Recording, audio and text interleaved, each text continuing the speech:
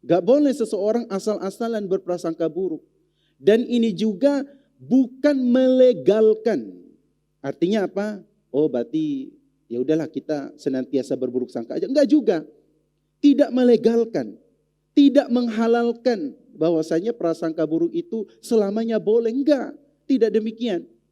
Tapi ada sebab-sebabnya yang sudah kita jelaskan tadi.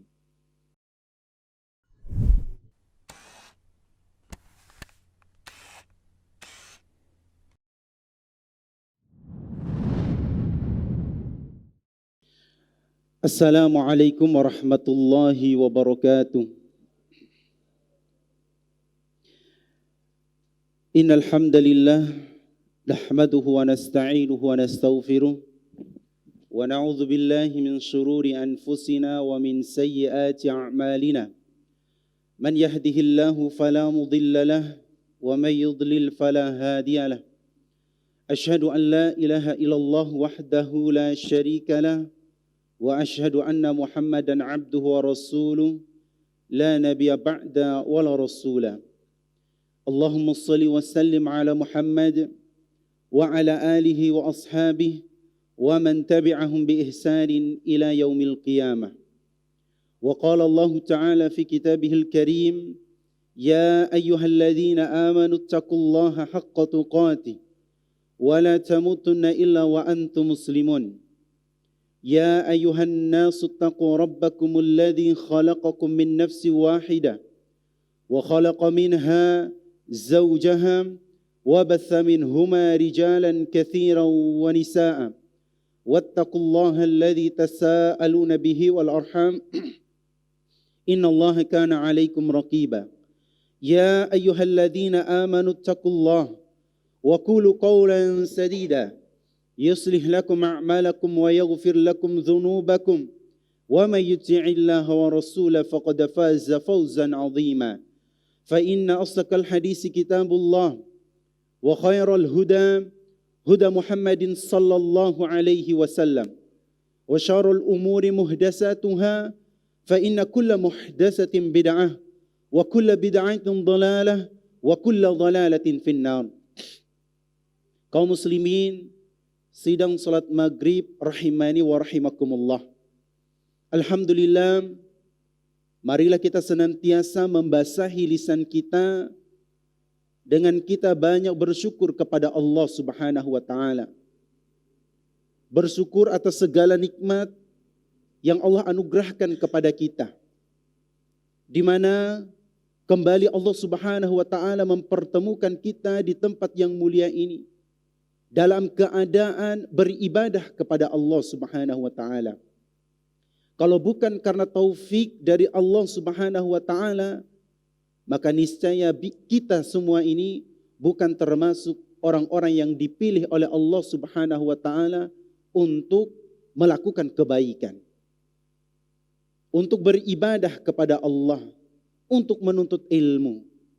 Maka jamaah sekalian rahimani wa rahimakumullah, di antara tanda-tanda bahwasannya Allah Subhanahu wa taala menginginkan kebaikan kepada seorang hamba, di mana Allah Subhanahu wa taala akan memberikan kekuatan, memberikan kemudahan kepada hamba tersebut untuk melakukan kebaikan-kebaikan, untuk melakukan ketaatan-ketaatan kepada Allah Subhanahu wa taala. Maka jamaah sekalian rahimani wa rahimakumullah, walhamdulillah kita mengisi hari-hari kita untuk menuntut ilmu.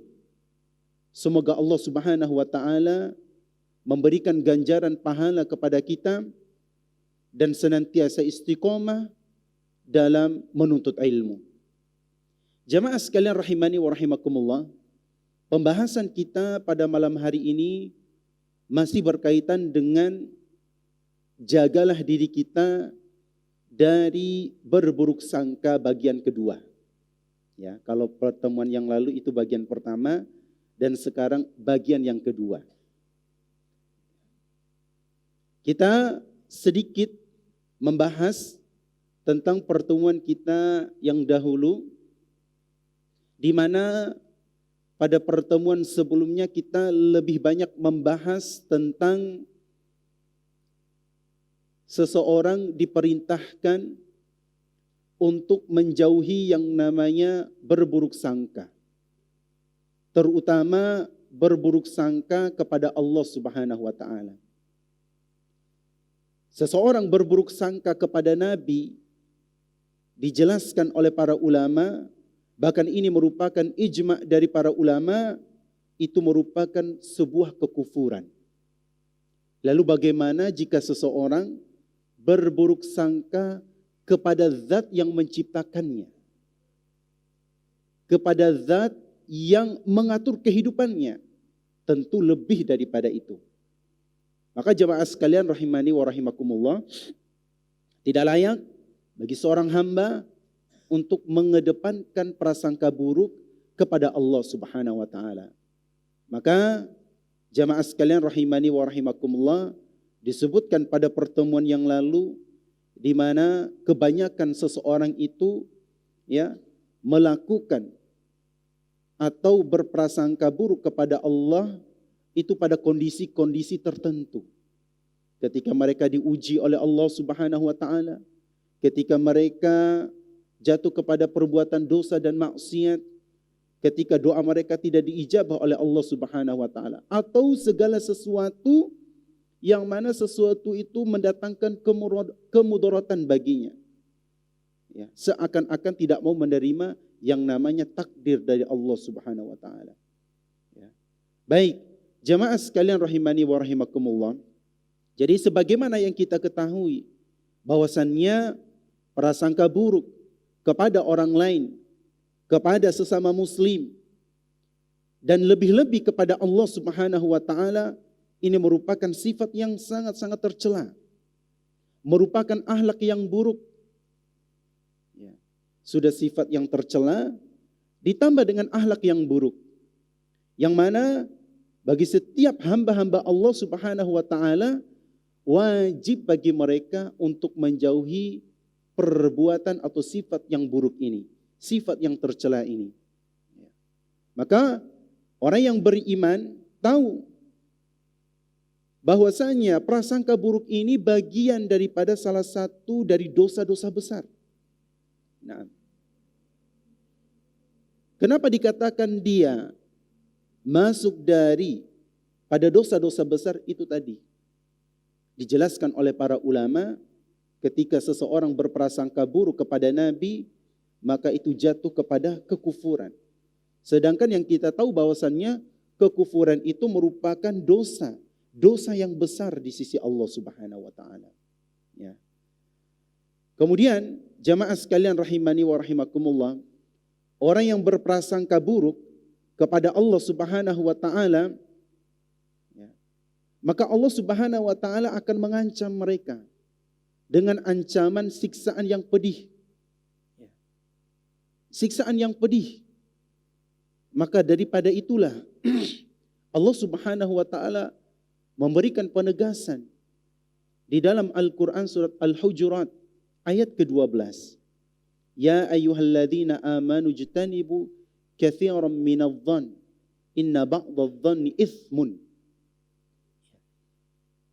Wahai orang-orang yang beriman, jauhilah oleh kalian yang namanya prasangka. Karena sebagian dari prasangka itu merupakan dosa. Karena biasanya prasangka itu jamaah sekalian rahimakumullah, itu lebih cenderung dan lebih mengarah kepada perbuatan dosa dan maksiat kepada Allah Subhanahu wa taala. Maka daripada itulah Nabi SAW mengingatkan kita pula di dalam sebuah hadisnya yang diriwayatkan oleh Imam Bukhari dan Imam Muslim, iyyakum wadh-dhann fa inna dhanna akdzabul hadis, kata beliau. Wa iyyakum, jauhilah oleh kalian yang nama dhann, prasangka. Karena hakikatnya prasangka itu adalah perkataan yang paling dusta. Nah, perkataan yang paling dusta, akdzabul hadis. Ya. Ismu tafdil yang menunjukkan sesuatu yang paling lebih. Berarti bahwasannya prasangka itu merupakan perkataan yang paling dusta. Nah, cukup dari dua dalil ini memberikan penjelasan kepada kita akan bahayanya seseorang berprasangka. Ya, makanya nanti akan ada beberapa poin penjelasan termasuk bagaimana kita berusaha memberikan uzur kepada orang agar lebih menjaga hati kita. Jadi awal mula penyakit hati itu menimpa seseorang itu karena apa? Membiasakan diri untuk mengurusi orang lain. Dalam arti mengedepankan yang namanya prasangka buruk. Atau kalau istilah pondok itu kan bagian keamanan itu kami memberikan label itu jasus. Pengintai. Nah, pengintai. Kalau istilah kepolisian kan intelijen. Nah, kalau kami di pondok itu namanya jasus itu sebagai pengintai. Dikira mana santri ini yang memiliki ya istilahnya ya yang patut dicurigai.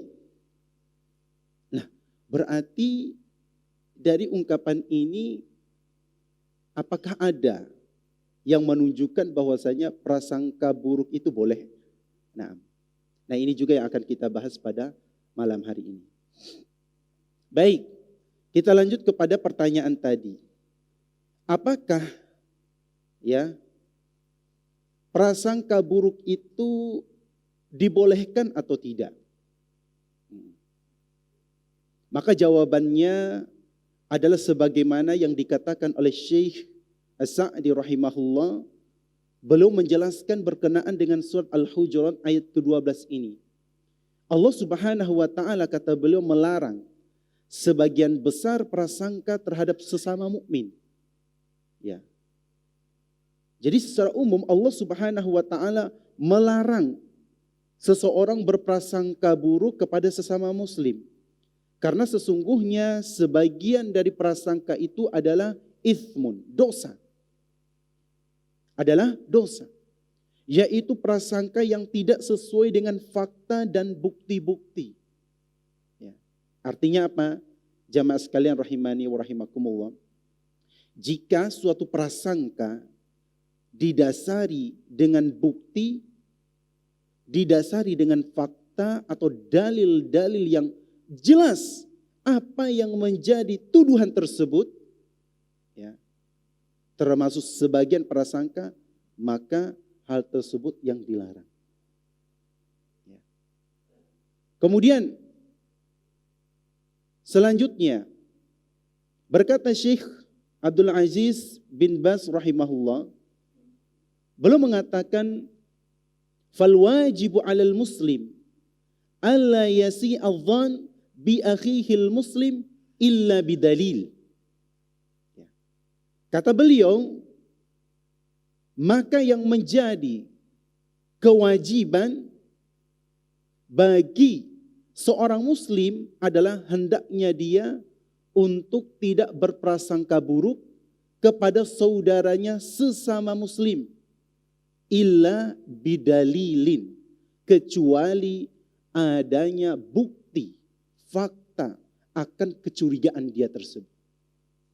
Artinya boleh seseorang berprasangka, tetapi prasangka tersebut harus disertai dengan bukti-bukti atau fakta atau dalam istilah agama dalilnya. Mana dalilnya yang menunjukkan bahwasanya prasangkaan itu benar? Kemudian kata beliau, fala yajuz lahu an yatashakka fi akhihi wa yasi'a bihi dhann illa idza ra'a ala amaratin tadullu ala su'i dhanni fala haraj. Kemudian tidak boleh meragukan kebaikan saudaranya atau berprasangka buruk kepada saudaranya kecuali, nah di sini perhatikan, kecuali dia melihat illa idza ra'a ala amaratin tadullu ala su'i dhanni fala haraj. Kecuali jika ia melihat pertanda-pertanda yang menguatkan prasangka buruk tersebut, maka jika demikian kata beliau, maka fala haraj, tidak mengapa yang demikian. Ya. Asalkan prasangka tersebut harus ada yang namanya bukti. Ya. Nanti kita contohkan. Ya. Misalnya sang istri berburuk sangka kepada suami, hari-harinya memegang HP. Kemudian tiba-tiba ketika melihat HP sambil senyum. Ada apa ini? Ya, gitu. Ini ada apa ini? Apakah boleh enggak istri berburuk sangka kepada suami? Boleh di saat itu. Nah, tetapi buruk sangkanya ingat, harus ada pembuktian yang benar. Harus ada dalilnya. Baik. Kemudian beliau pun mengatakan kembali, falyajibu ala kulli muslim min rajulin aw imra'atin alwajibul hadar min su'il dhann illa bi asbabi wadihah wa illa falwajibu tarkal dhanni as-sayy. Kata beliau, maka yang menjadi kewajiban seorang muslim, baik itu laki-laki maupun perempuan, wajib bagi mereka untuk menjauhi, meninggalkan yang namanya prasangka buruk itu. Ya. Kecuali, kata beliau, kecuali ada sebab-sebab yang jelas yang menunjukkan keburukan tersebut. Ada sebab-sebabnya yang menunjukkan akan prasangka dia itu memiliki bukti yang nyata. Ya. Kemudian beliau mengatakan, la bil mar'ati wala bizzauj wala bil aulad wala bi akhi zauj wala bi abihi wala bi ghairi dzalik. Tidak pula juga dia berprasangka buruk kepada istrinya.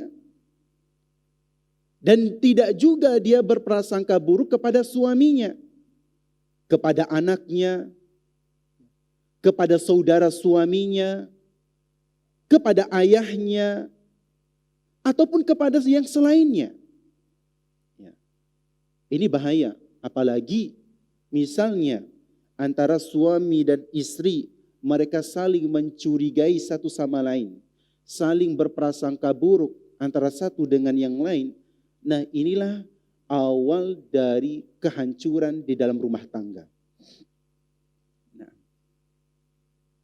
apalagi ya, dalam masalah ini itu menjadi lahan yang basah bagi iblis, syaitan dan bala tentaranya dalam menghembuskan prasangka-prasangka buruk kepada suami istri. Karena ini yang merupakan tujuan yang paling besar yang dilakukan oleh iblis beserta dengan bala tentaranya. Ya kan? Kita sering mendengar dari para asatidah kita ketika mengkisahkan ya syaitan ketika mereka melaporkan hasil kinerja mereka. Jadi syaitan itu ya punya target. Ya. Kalau istilah pendidikan itu punya RPP, silabus, ya, rancangan. Rancangan tersebut harus tepat. Begitupun perencanaannya. Setelah perencanaan RPP silabus itu nanti ada namanya LPJ, laporan pertanggungjawaban. Keren mereka.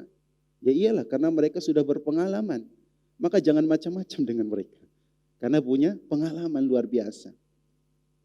Ketika kita lengah dalam satu titik tersebut, nah sudah, masuklah dia untuk memberikan talbisnya, tipu dayanya. Menampakkan sebuah kebatilan dengan sesuatu kebaikan. Ya. Salah satunya adalah di antara hembusan-hembusan mereka bagaimana antara suami dan istri itu saling berburuk sangka. Ya. Makanya kan kembali lagi tadi, jadi faktor yang paling luar biasa, bahkan pekerjaan yang paling dipuji ya oleh iblis terhadap bawahannya syaitan adalah ketika mereka mampu memisahkan antara suami dan istri. Nah, ni'ma anta ini ketika ada satu setan melaporkan dia menjatuhkan ya manusia ke dalam pencurian, kemudian ke dalam berzina, biasa aja. Tetapi ketika satu di antara mereka melaporkan mampu memisahkan antara suami dan istri, ni'ma anta. Ini muridku yang paling bungas, paling bagus, top. Hendak apa? Enggak, ya. Seperti itu jamaah sekalian rahimakumullah. Maka salah satu faktor yang menjadi pintu masuk yang luar biasa yang dilakukan oleh syaitan itu adalah melalui prasangka. Melalui prasangka.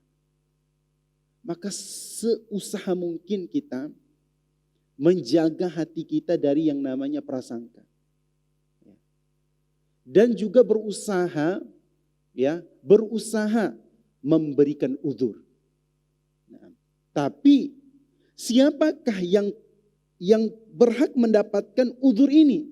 Karena tidak semua orang yang kita beri uzur. Nanti ada penjelasannya. Kemudian selanjutnya kata beliau.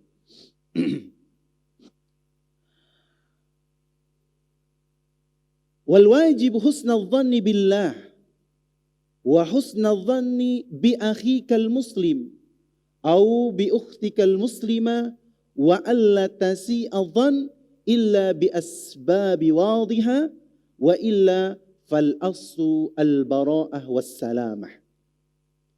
Kecuali ya sebab-sebabnya yang jelas yang membuktikan tuduhan-tuduhan tersebut, dan kita tidak boleh ya seseorang berprasangka kepada Allah Subhanahu wa taala, jelas ini haram. Jauhkan diri kita dari yang namanya prasangka buruk kepada Allah Subhanahu wa taala. Dan juga hendaknya kita untuk berprasangka baik kepada Allah, kepada saudaramu yang muslim, baik itu laki-laki maupun perempuan. Dan hendaknya seseorang meninggalkan yang namanya prasangka buruk, kecuali ada sesuatu yang benar-benar membuktikan tentang prasangka-prasangka dia tersebut. Karena wal aslu al bara'ah was salamah. Karena hukum asalnya adalah ketika ada bukti yang menunjukkan prasangka kita itu, ini prasangka kita kan katakan buruk, tapi itu disertai dengan bukti yang nyata, benar, maka kata beliau fal aslu hadhil bara'ah was salamah. Jadi ini merupakan sesuatu yang tidak ada tuntutan, ya. Artinya dia tidak diberikan suatu cap kesalahan, enggak. Tidak dikatakan bahwasanya dia itu salah. Karena apa? Ada buktinya. Ya, ada dalilnya. Selanjutnya, jamaah sekalian rahimani wa rahimakumullah. Maka prasangka yang disertai dengan bukti-bukti atau pertanda atau sebab-sebab yang menguatkan tuduhan itu dibolehkan. Ya, makanya prasangka buruk itu dibolehkan. Ya, prasangka buruk dibolehkan. Dengan digarisbawahi apabila prasangka itu harus disertai dengan bukti. Gak boleh seseorang asal-asalan berprasangka buruk. Dan ini juga bukan melegalkan. Artinya apa? Oh berarti ya udahlah kita senantiasa berburuk sangka aja. Enggak juga. Tidak melegalkan, tidak menghalalkan bahwasanya prasangka buruk itu selamanya boleh. Enggak, tidak demikian. Tapi ada sebab-sebabnya yang sudah kita jelaskan tadi. Kemudian atau pertanda atau sebab-sebab yang menguatkan tuduhan itu dibolehkan. Semisal nih kita keluar dari toko. Dari toko itu berjejeran yang namanya apa kira-kira? Motor. Ya. Kemudian tiba-tiba kita melihat dari kejauhan itu ada orang yang membuka kunci motor dalam keadaan terburu-buru. Kemudian sambil melirik ke sana kemari, dari kejauhan kita melihat. Ini apa nih? Nah, di saat itu boleh kita berburuk sangka. Berburuk sangka. Kenapa demikian? Boleh jadi dia itu adalah maling. Maling, pencuri motor. Maka di saat itu kita juga tidak boleh berteriak maling. Ya, khawatirnya nanti kalau maling itu digebukin oleh orang. Ya kan? Usahakan jangan main hakim sendiri. Hubungi polisi di bawah ini. Baik. Kemudian, ya, atau melihat orang yang berkumpul di pinggir-pinggir jalan. Sambil di dekat mereka ada botol-botol minuman keras. Berarti kita apa? Mindset kita ini para pemabuk ini. Iya. Ini para pemabuk. Jelas. Ya. Buktinya mana? Kita melihat ada merek minuman keras, topi miring. Iya ya, topi miring ya. Itu dulu pas ulun masih kecil itu selalu dibilang topi miring. Tapi wujudnya enggak tahu, tapi dibilang topi miring aja. Atau ada merek bintang ya. Tahu benar Ustadznya. Tahu, tapi tidak melakukannya. Ya. Kemudian ditambah lagi bukti-bukti yang lain. Orangnya sempoyongan. Bahasa Indonesia sempoyongan lah. Gitu dia. Itu sempoyongan. Kalau bahasa Banjar apa? Sempoyongan. Iya. Oleng. Iya, oleng. Ibarat motor, mobil, jalan, kemudian dia olengnya itu. Sudah tidak bisa mengkondisikan tubuhnya. Karena memang dia saat itu ya minum minuman keras. Tidak seimbang tubuhnya. Nah di saat itu kita berburuk sangka.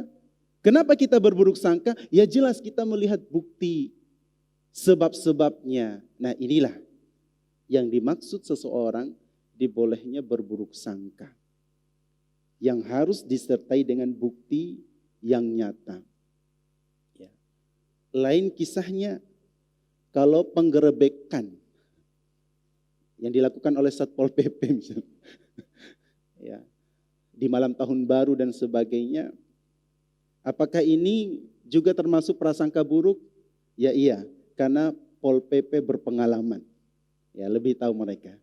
Ya, jadi itu contoh dan yang semisalnya, ya itu contoh prakteknya ketika seseorang berprasangka buruk. Kemudian di sini jamaah sekalian rahimani wa rahimakumullah, dijelaskan oleh para ulama bahwasannya ada 4 macam ya prasangka itu. Jadi para ulama membagi prasangka, terkhusus prasangka buruk atau su'udzon. Ya. Su'udzon itu menjadi 4 macam. Ya. Menjadi 4 macam. Yang pertama adalah su'udzon yang haram, prasangka buruk yang haram. Nah, prasangka buruk yang haram dan ini tidak boleh dilakukan oleh seorang hamba. Lebih-lebih mereka berprasangka buruk kepada Allah Subhanahu wa taala dan Rasulnya sallallahu alaihi wasallam. Ya. Makanya bahaya para pelaku kebidahan itu. Secara tidak sengaja mereka berprasangka buruk kepada Allah dan berprasangka buruk kepada Nabi sallallahu alaihi wasallam dengan menuduh bahwasannya Nabi sallallahu alaihi wasallam tidak menyampaikan agama ini secara sempurna. Akhirnya mereka melakukan tindakan-tindakan suatu ibadah yang sama sekali tidak dicontohkan oleh Nabi SAW. Secara otomatis berprasangka buruk kepada Nabi SAW. Ini adalah sebuah kekufuran. Wali'udzubillah. Maka kita bersyukur kepada Allah. Kewajiban kita istiqomah di atas sunnah Nabi SAW. Dan juga berbagilah ilmu kepada saudara-saudara kita yang belum mengetahui. Semampu kita. Jangan kita biarkan mereka hidup dalam istilahnya ibadah yang tidak dicontohkan oleh Nabi SAW. Ya kan? Kita semua berharap agar kita semua ini masuk ke dalam surga. Hendaklah masuk surga seorangan.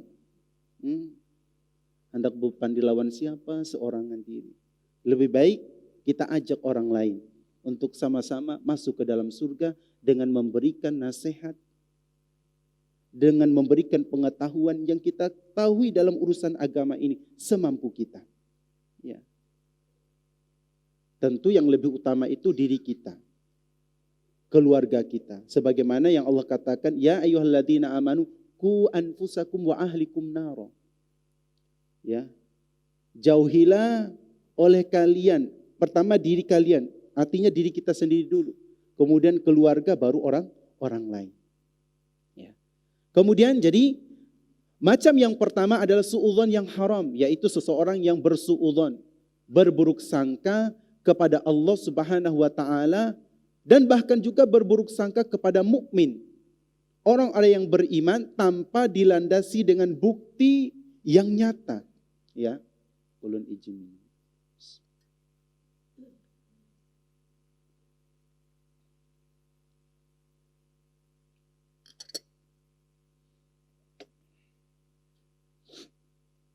Kemudian yang kedua, macam yang kedua yang dibagi oleh para ulama adalah suudzon yang dibolehkan.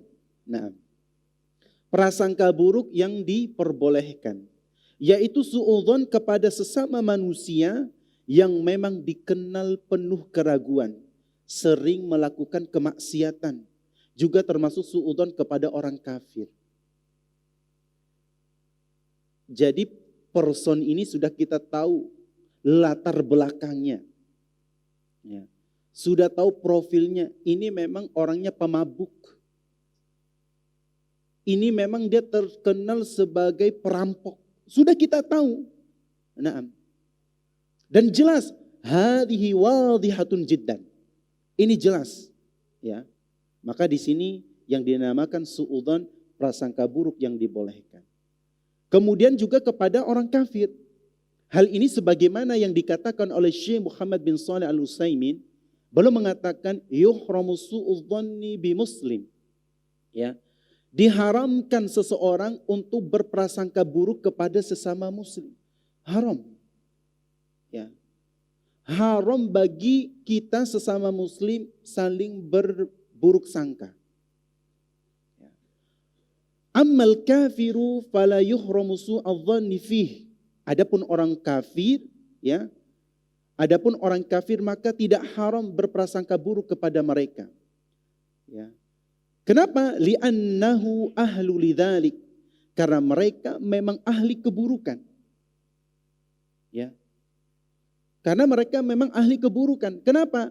Mereka tidak bisa membedakan mana yang halal dan mana yang haram. Mana yang riba dan mana yang tidak riba. Mana itu perzinahan dan mana yang bukan. Ya. Karena tidak ada batasan-batasan dalam kehidupan mereka. Alhamdulillah, di agama kita, agama Islam yang sempurna ini, ya, maka kita bersyukur kepada Allah Subhanahu wa taala yang telah memberikan kita petunjuk hidayah berupa Islam ini. Meskipun kita ini Islam keturunan. Kalau bukan orang tua kita, mungkin kita tidak ada Islam. Tapi walhamdulillah, nikmat ini sudah tertancap dalam diri kita. Tinggal bagaimana kita mengokohkan, menguatkan keimanan ini di dalam dada-dada kita. Bagaimana cara mengokohkan keimanan kita? Tauhid kita kepada Allah Subhanahu wa taala. Bagaimana? Seperti yang pian lakukan pada malam hari ini. Bitolabil ilmi. Itulah salah satu faktor yang menyebabkan Bahkan ini merupakan faktor terbesar bagi seorang hamba dalam menguatkan dan mengokohkan akidah mereka, tauhid mereka kepada Allah Subhanahu wa taala. Maka jamaah sekalian rahimakumullah, jangan pernah bosan-bosan untuk menghiasi diri kita dengan menguatkan dan mengokohkan tauhid kita kepada Allah Subhanahu wa taala. Belajar tauhid. Jangan sampai ada di dalam pikiran kita, kenapa ya ustaz-ustaz yang dibahas kitab tauhid, hari ini tauhid, hari itu tauhid, masjid itu tauhid, ini tauhid berataan. Jangan. Faktor terbesar Allah Subhanahu wa taala mengutus para nabi dan para rasul. Mereka menyampaikan risalahnya Allah Subhanahu wa taala, bagaimana mengajak manusia untuk mentauhidkan Allah Subhanahu wa taala. Bagaimana perjalanan Nabi sallallahu alaihi wasallam dalam menegakkan tauhid di kota Mekah, ya. Penduduk yang begitu hidup dalam keadaan jahiliyah, ya. Beliau sejak awal diutus oleh Allah Subhanahu wa taala, yang beliau dakwahi adalah masalah tauhid.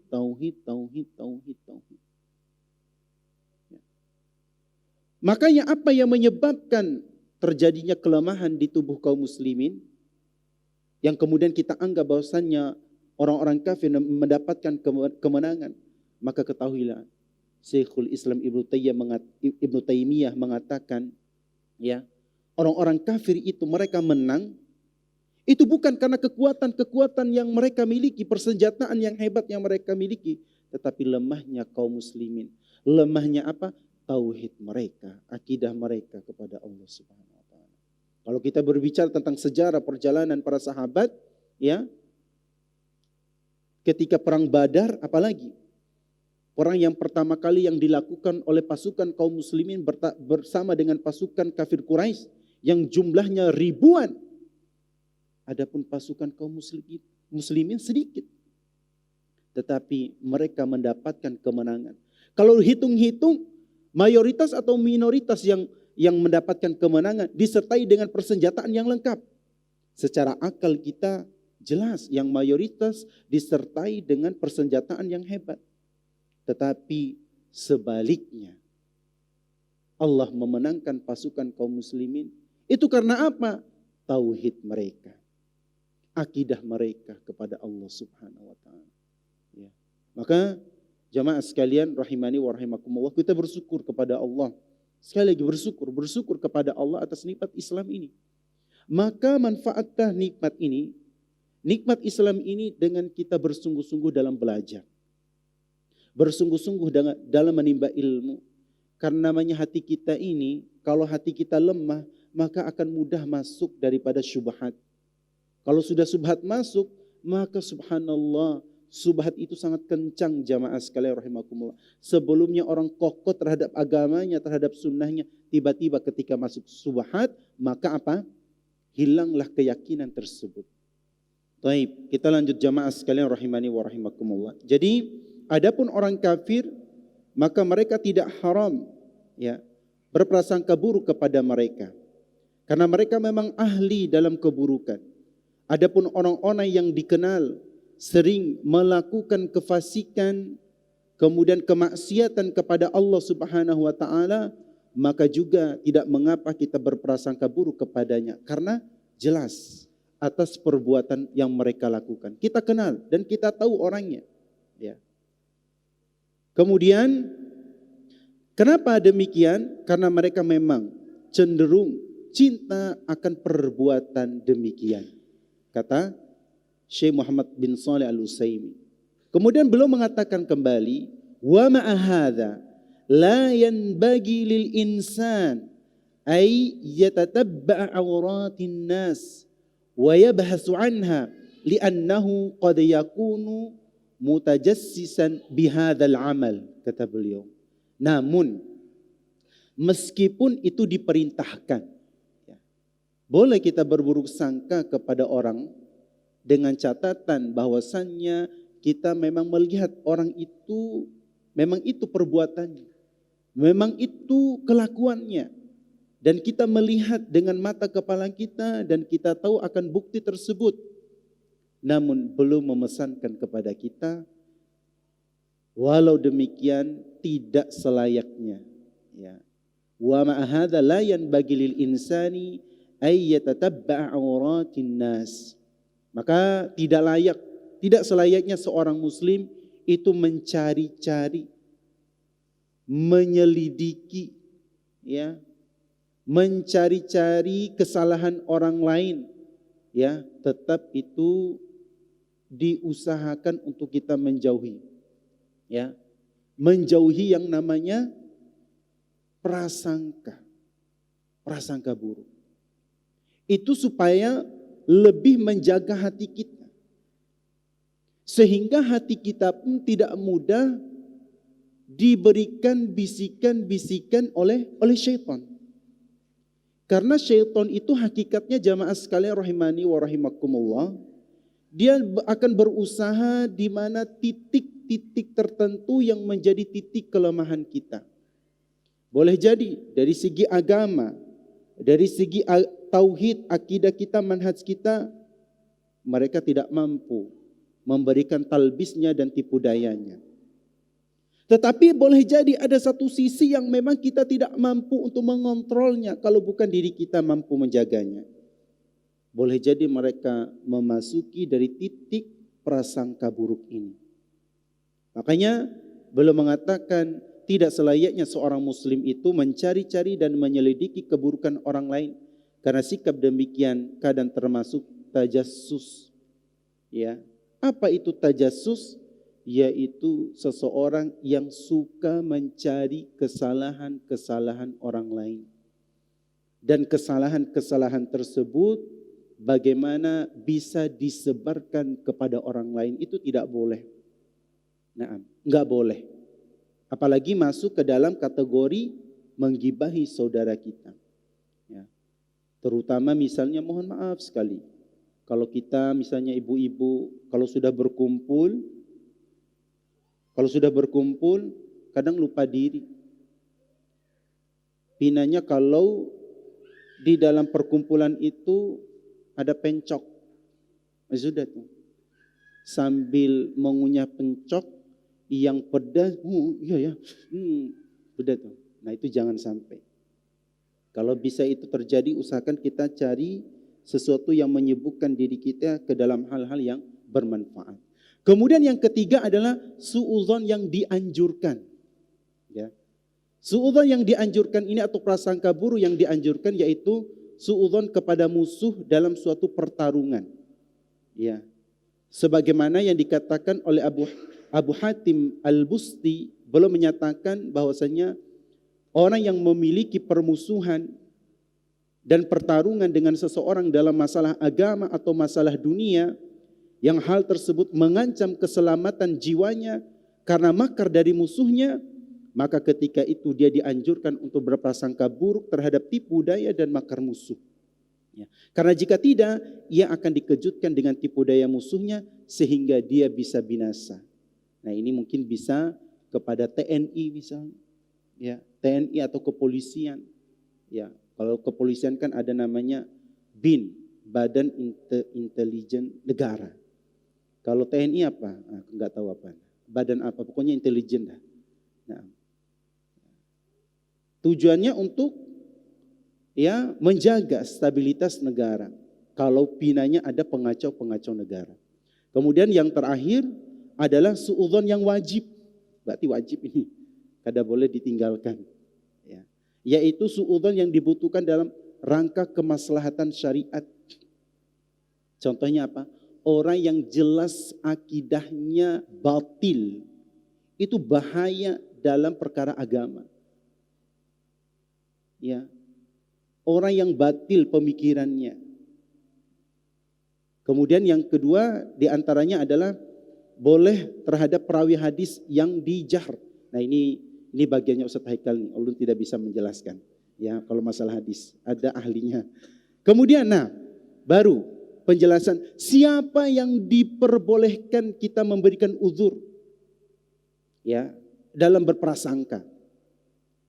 Nah dari penjelasan di atas dapat kita ketahui bahwasannya di antara perkataan para salaf ya Al-mu'min yatslubu ma'adhira ikhwanihi. Seorang mukmin itu mencari uzur, alasan-alasan yang baik terhadap saudaranya. Berusaha mencari alasan bagaimana dia tidak mendapatkan, ya istilahnya, prasangka yang buruk lah. Kemudian tidak berlaku bagi mukmin yang dikenal gemar dalam kemaksiatan atau kefasikan. Adapun mukmin yang tidak dikenal dengan kemaksiatan dan kefasikan, maka haram dinodai kehormatannya dan haram bersuudzon kepadanya. Ya. Dan inilah hukum asal seorang mukmin itu. Jadi hukum asal orang yang beriman, mukmin itu tidak boleh kita berprasangka kepada mereka. Karena mereka memiliki kehormatan, kemuliaan bagi orang-orang yang beriman. Nah, itu asalnya enggak boleh seseorang berprasangka buruk kepada sesama muslim. Tetapi diberi uzur ketika seseorang berprasangka kalau para pelaku kemaksiatan itu tidak diberi uzur. Kenapa? Karena kita tahu latar belakang dia yang sudah ulun jelaskan tadi. Kita tahu orangnya. Makanya semalam itu pas ulun ke Batu Licin, ada salah satu orang menyampaikan ke ulun.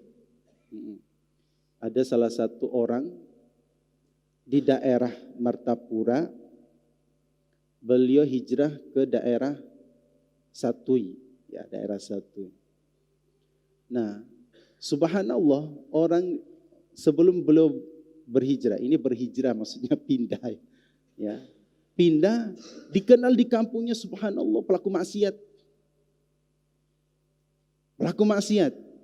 Tapi ketika sampai di daerah tersebut, ya, qadarullah kebetulan dia dianggap H. Dianggap H. Ya sudah. Ya, dimuliakan, ya. Ya, subhanallah. Dimuliakan jamaah sekalian. Ulun kaget. Iya bujur kan? Iya. Nah, suatu ketika subhanallah, ketika beliau mengisi ceramah, ada kawannya dari daerah sebelumnya melihat kaget dia. Hah? Pinanya Sidin berisi ceramah di sini. Padahal di kampung halamannya na'udzubillah min dzalik. Pas bertemuan, bersalaman mereka, tolonglah, tahu aja lah gitu. Oh iya. Jamaah sekalian seperti itu sampai. Nah, maksudnya di sini jamaah sekalian rahimakumullah, ada yang orang-orang yang benar kita tahu akan keburukannya, ya, maka mereka tidak diberikan uzur. Kenapa? Itu bisa menyesatkan manusia, tambah menyesatkan manusia.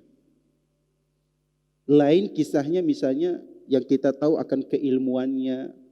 Ketika kita mendapati mereka sesuatu yang menyebabkan kita berprasangka buruk kepadanya, maka segera hilangkan prasangka buruk tersebut kepada prasangka baik. Gak layak kita berprasangka buruk kepada guru-guru kita, kepada ustadz-ustadz kita, enggak boleh. Ibarat seperti ini, ya. Ibarat kita meliurkan apa Bas? Meliurkan apa? Gitu apa namanya? Meludah ya. Ibarat kita meludah di sumur yang mana sumur itu kita ambil airnya.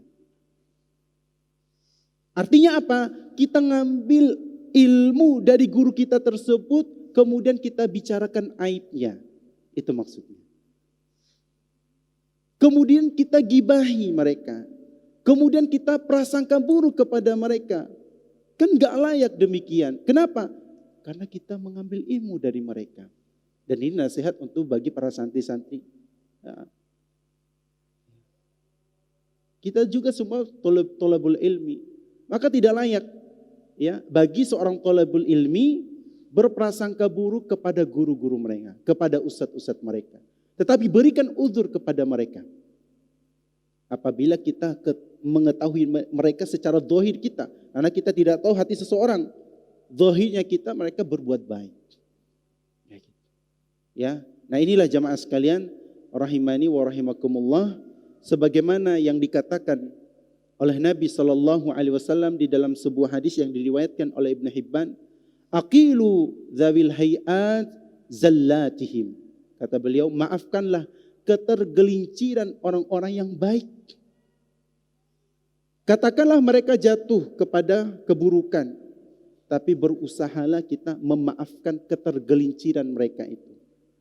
Berusaha memberikan uzur. Naam. Berusaha memberikan uzur. Ya.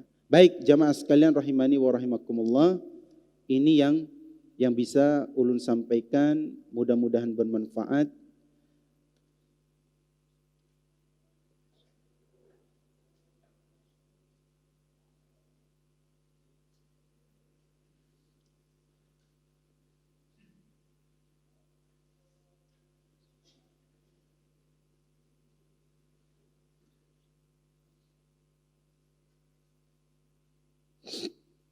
Assalamualaikum Ustadz. Waalaikumsalam. Ana beda manhaj dengan suami.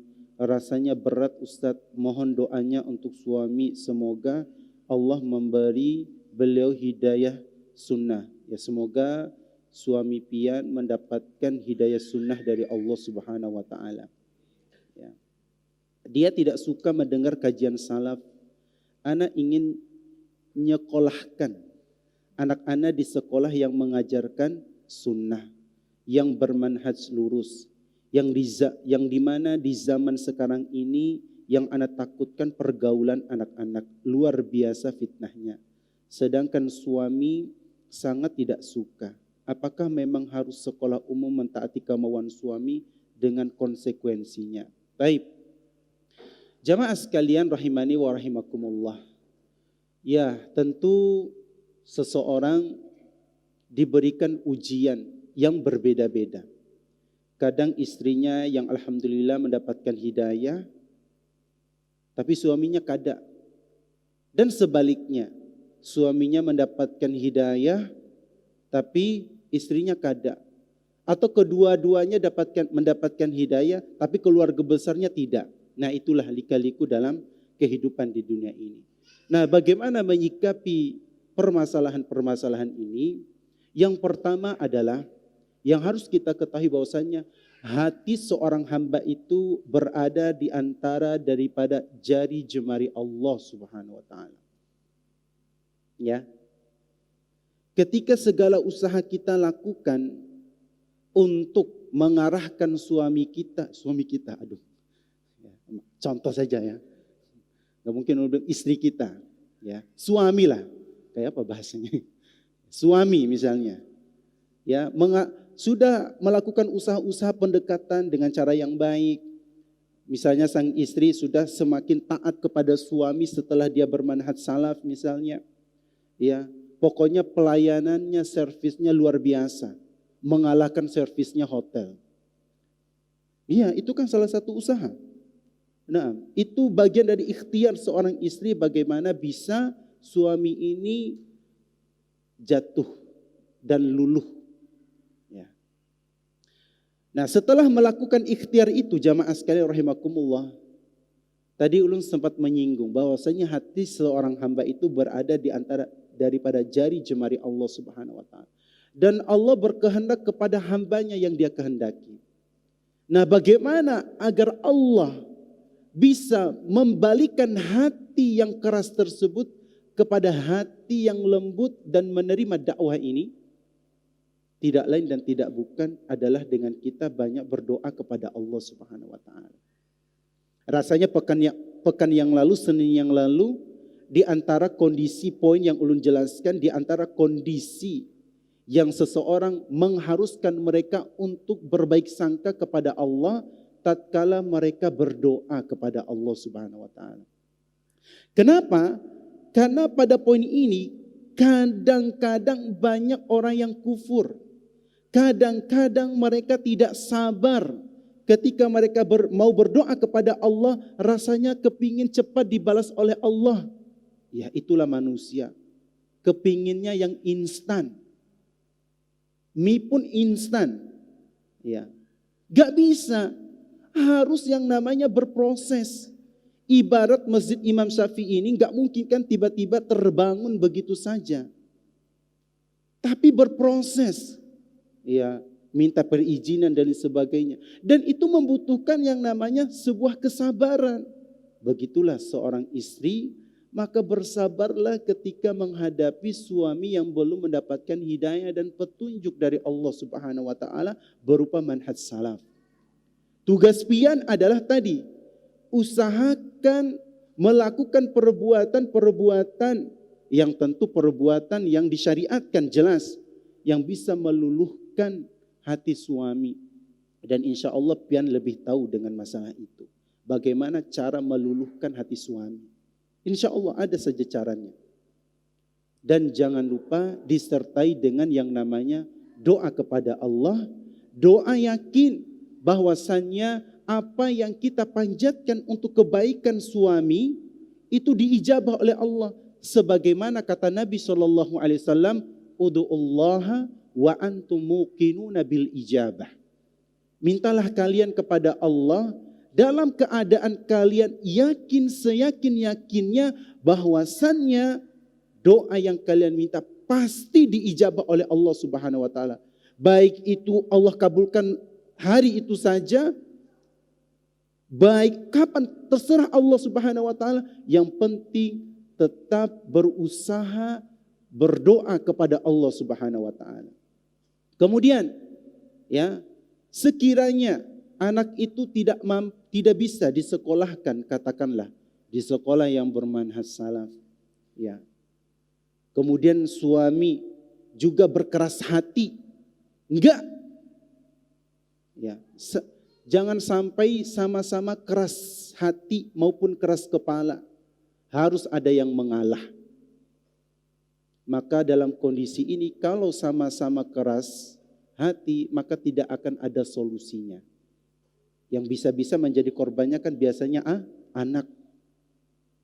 Maka sebagai seorang istri, tunjukkan anti telah belajar salaf. Di antara metode dakwah salaf itu dalam berumah tangga, bagaimana seorang istri memiliki akhlak yang baik kepada suaminya. Taatilah suaminya selama dia belum keluar jalur daripada Islam, jelas. Taatilah mereka. Dan kemudian kalaupun tidak mampu menyekolahkan di manhaj salaf, ya tidak masalah. Ya, tidak masalah. Cari yang lebih ringan, mudaratnya cari. Dan itu harus dibicarakan ya secara bersama-sama sebagai suami dan istri, dan cari solusi bersama-sama. Insya Allah pasti akan ada jalannya. Tidaklah ada suatu masalah, suatu problematika dalam kehidupan kita kalau tidak ada solusinya. Pasti ada solusinya. Tinggal bagaimana usaha kita untuk mencari solusi tersebut. Jangan gara-gara masalah itu menyebabkan pertengkaran yang hebat. Ya, artinya ya sudah, kalau tidak bisa dipaksakan di sekolah yang bermanhaj salaf, tidak apa-apa. Cari sekolah umum atau sekolah yang sedikit mudaratnya. Ya, wallahu alam bisawab. Ini yang bisa ulun sampaikan. Baik, ulun kira ulun cukupkan pertemuan kita hari ini. Jazakumullah khairan ala husni ihtimamikum jami'an. Semoga Allah Subhanahu wa taala senantiasa menjaga hati-hati kita dari yang namanya prasangka-prasangka buruk. Kita tutup dengan doa kafaratul majlis. Subhanakallahumma bihamdika asyhadu an la ilaha illa anta astaghfiruka wa atubu ilaik. Assalamualaikum warahmatullahi wabarakatuh. Terima kasih. Jazakumullah khairan wa barakallahu fikum. Video ini dibuat atas partisipasi dari donasi Anda. Semoga menjadi amal jariah bagi Anda semuanya.